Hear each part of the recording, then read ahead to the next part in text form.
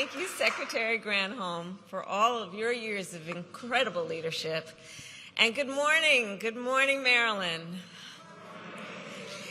So before we get started, I do want to say a few words about this weekend's devastating storms.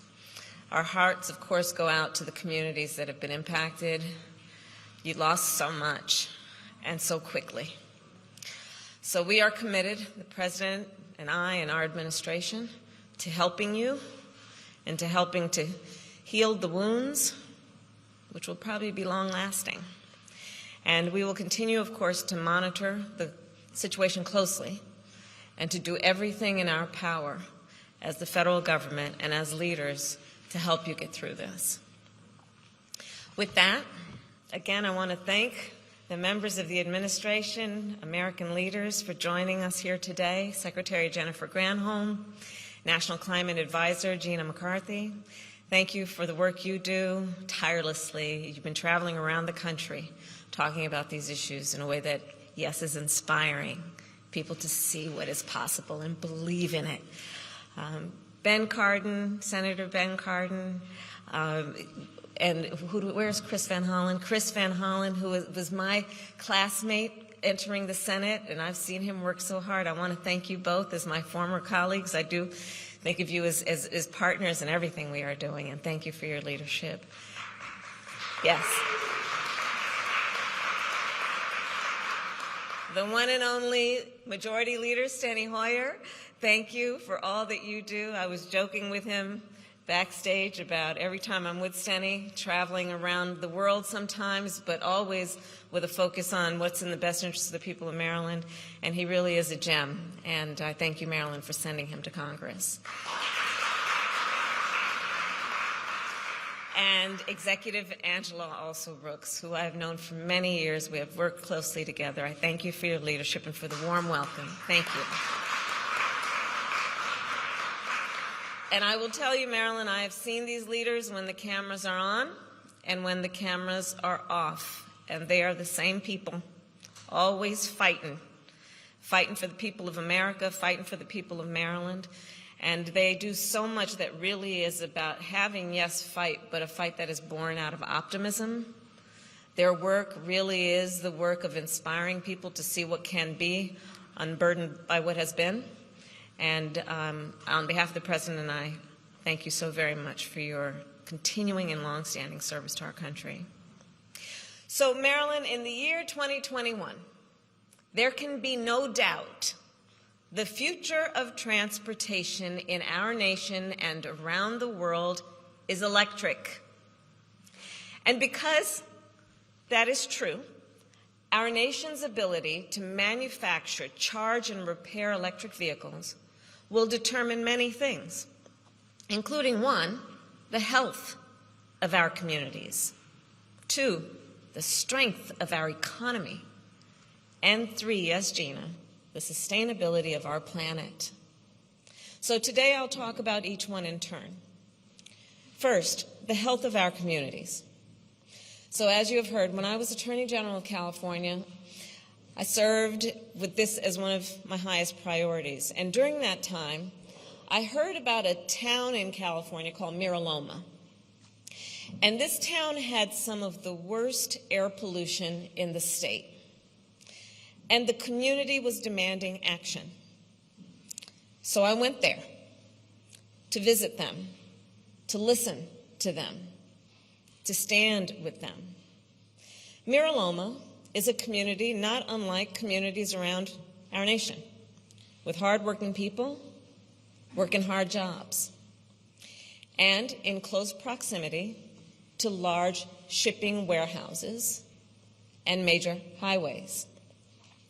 Every day, trucks made more than 15,000 trips on Mira Loma's main roads. And so it's no surprise it brought them an incredible amount of soot and exhaust, and the air, of course, was then toxic. The first time I went to Mira Loma, the pollution literally stung my eyes. If you've ever had that experience, you'll know what I'm talking about, where the air can sting your eyes and you can taste almost the metal.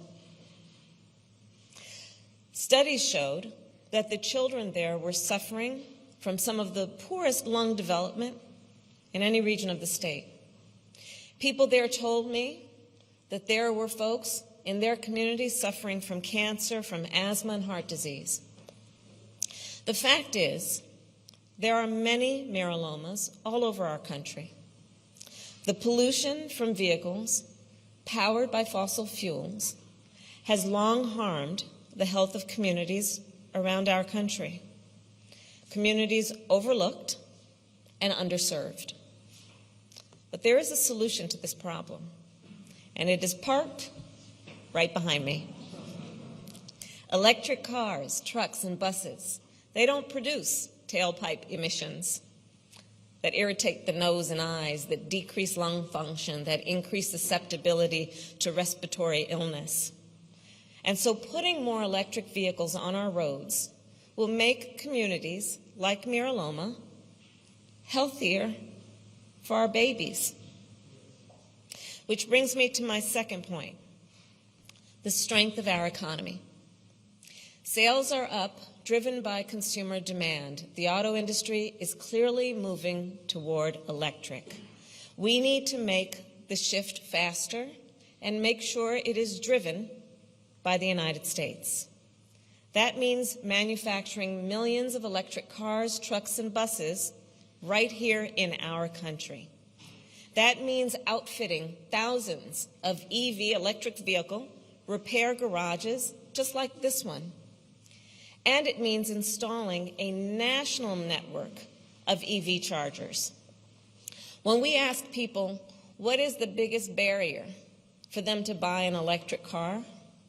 The answer is almost always figuring out where and how to charge it.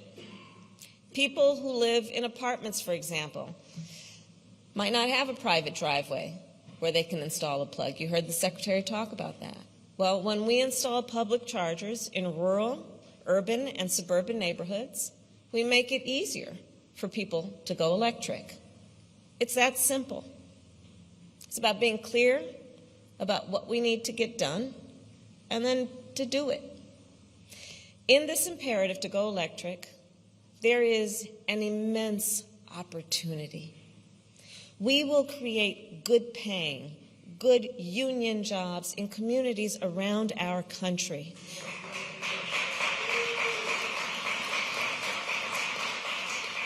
And that work has already begun. Earlier this year, I visited the Thomas-Built Buses factory in North Carolina, and I talked with workers who are building electric school buses. I toured their factory floor, and I spoke to, you know it, all those skilled workers who make it possible, electricians, engineers, machinists, mechanics, who took the time to develop their skills to produce the future of America and this world. And I told them what I will share with you. We must build on this work. Our future depends on it. Which brings me to my third point, the sustainability of our planet. So the science is clear. Climate change has become a climate crisis, and it demands urgent action. Across our nation, rising sea levels are flooding streets. Wildfires are burning out of control. And here in the DMV, we have all felt the impact of extreme storms and heat. Ben Cardin talked about that. To combat this crisis, our administration has joined other nations in setting, yes, an ambitious but achievable goal. By 2050, at the latest, we will achieve net zero emissions. And one important way we achieve net zero emissions is by investing in zero-emission vehicles. And that is why right now we are making the largest ever investment in electric vehicle infrastructure and technology in our nation's history. Last month, the President and I were able to turn the bipartisan infrastructure deal into the bipartisan infrastructure law with the help of these extraordinary leaders who are right here, who pushed it along the way. Yes. Now, the bipartisan infrastructure law is an achievement in and of itself, because as we all know, it was long overdue. It's an achievement in and of itself because it was in these moments of what can seem like partisan conflict nonstop, it was bipartisan. But this law will also invest $7.5 billion to build a national network of EV charging stations. It will invest billions more in electric power transmission to make sure those charging stations are supplied with clean energy. And drawing from a bill I introduced when I was a United States Senator, our bipartisan infrastructure law will expand our nation's fleet of electric school buses. Think about that. I was talking with the moms who have been leaders on this. Yes, we are very excited about electric school buses for good reason. Think about it. Yellow school buses are our nation's largest form of mass transit. Our largest form of mass transit are those yellow school buses that many of us went to school on. Every day, more than 25 million children and thousands of drivers ride to and from school on diesel buses, breathing toxic fumes. Making the switch from diesel to electric is about improving the health and well-being of our children, of our future, and to ensure the robust implementation of the EV components of this law. Today, I am also proud to release our administration's Electric Vehicle Charging Action Plan. This plan includes a new office, the Joint Office on Energy and Transportation, that will ensure agencies are working together for the implementation of this law. And I know Secretary Granholm and Secretary Buttigieg will announce more details tomorrow. But the President and I are very excited about this and have great confidence in their leadership of this innovative office. Now, as significant as it is, as historic as it is, our bipartisan infrastructure law is part one of two. Part two of two is our Build Back Better Act. The President and I know that families are stretched thin, and we take that seriously. And we have designed this bill to help everyday folks who just need a little bit more support. So we are lowering the costs of everything from child care to health care, from prescription drugs to electric vehicles. Our Build Back Better Act will cut the sticker price of new electric vehicles made in America by union workers by up to $12,500. And it will also include, and this is a new approach, a tax credit of up to $4,000 for used electric vehicles to ensure that electric vehicles are affordable for everyone. So here's the bottom line. We want more families in America to be able to afford an electric car that is made in America. The House passed our Build Back Better Act just before Thanksgiving, and the President and I are confident that the Senate will soon do the same. This bill is fully paid for and will not raise taxes on anyone making less than $400,000 a year. We are determined to get it passed and bring down everyday costs for the people of our nation. So, as I said from the start, the future of transportation is electric. But that future is not inevitable.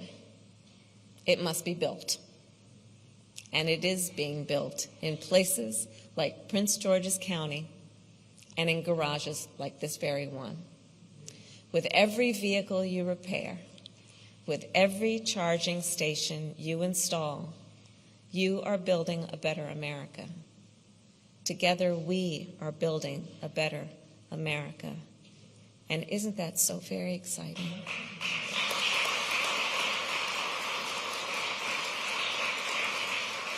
So thank you all. May God bless you, and may God bless America. Thank you all.